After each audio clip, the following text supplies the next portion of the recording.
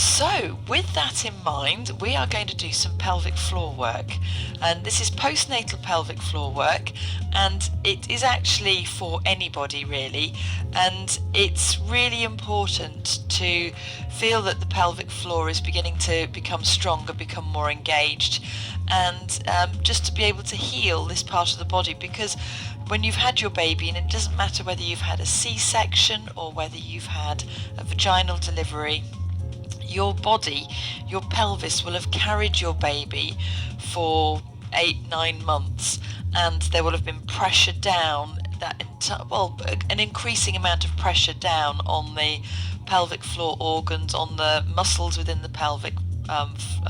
pelvis. So it's about thinking about getting those muscles all working again and drawing everything back together. So what I would like you to do is, if you can stand up. Now, fascially, and fascia is something that holds the whole body together, fascially the pelvic floor is connected to the inside, to the arch of the feet. And you might think, well, how does that work? How do I know? So what I would like you to do is, you can take your shoes and socks off for this, is I'd like you to just stand, and I'd like you to think about pressing your feet down into the floor.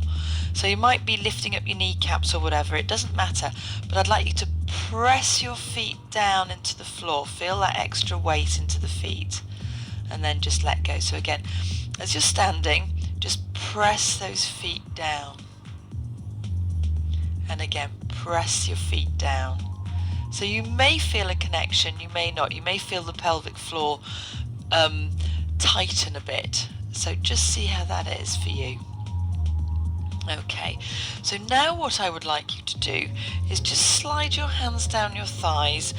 Let's, while we're here, just have a little bit of movement through the pelvis, through the lower back. So here, moving through the back, and then just wag your hips from side to side, and then circle your hips, and then go back the other way. That's it. And then once more, change direction, and then side to side, and then forwards and backwards.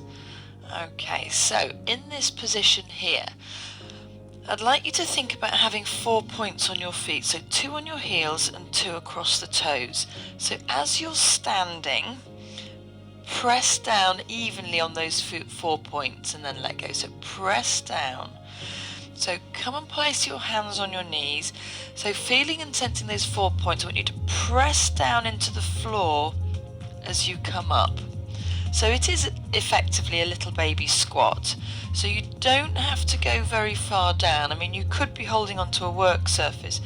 Bend your knees and press the feet into the floor. So again, press those feet into the floor.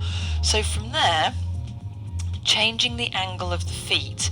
So if you just take your feet wider, now if you've got symphysis pubis dysfunction, you might not want to do this, so you want to bring your feet closer. So take your feet a little bit wider, bend your knees. Now it's the coming up, so press the feet down as you come up. And again, so press the feet into the floor. And one more of those, pressing down. So bring the feet close together. So this is a matrix, a sort of a squat matrix of changing the positions of your feet and just changing the angles of the femur in the hip bones. So from there, you can turn your feet in. So again, as you push into the floor, as you squat up. So bend your knees ever so slightly, press the feet into the floor, and again, you should feel that pelvic floor connection. So turn the toes out. So it is about, just as I say, changing the angles of the feet so your knees go out. So again, press down. So it's not very deep, but what you're doing is, as you press into the floor, all the muscles and ligaments and everything in the fascia that's in there is getting pulled, and then it's being drawn together. That pressing into the feet is really good for that and really important. So you can stand with a stagger here, so one foot in front of the other, raise the back heel, and again, as you go down, press into the floor. So I know I've got my heel up on the back foot, but that pressing down changes it ever so slightly, and these tiny little changes are all crucial because our body doesn't go in the same track all the time. It doesn't do exactly the same thing. So just do one more of those. So bend the front knee, bend the back knee, just a little, press down, and then push yourself up. And there we go. So that is really, really going to help.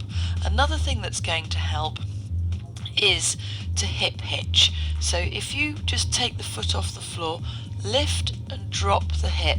So again, as you move through that movement, you're lifting and lowering your hip bone, and that is going to have different pulls on the pelvic floor.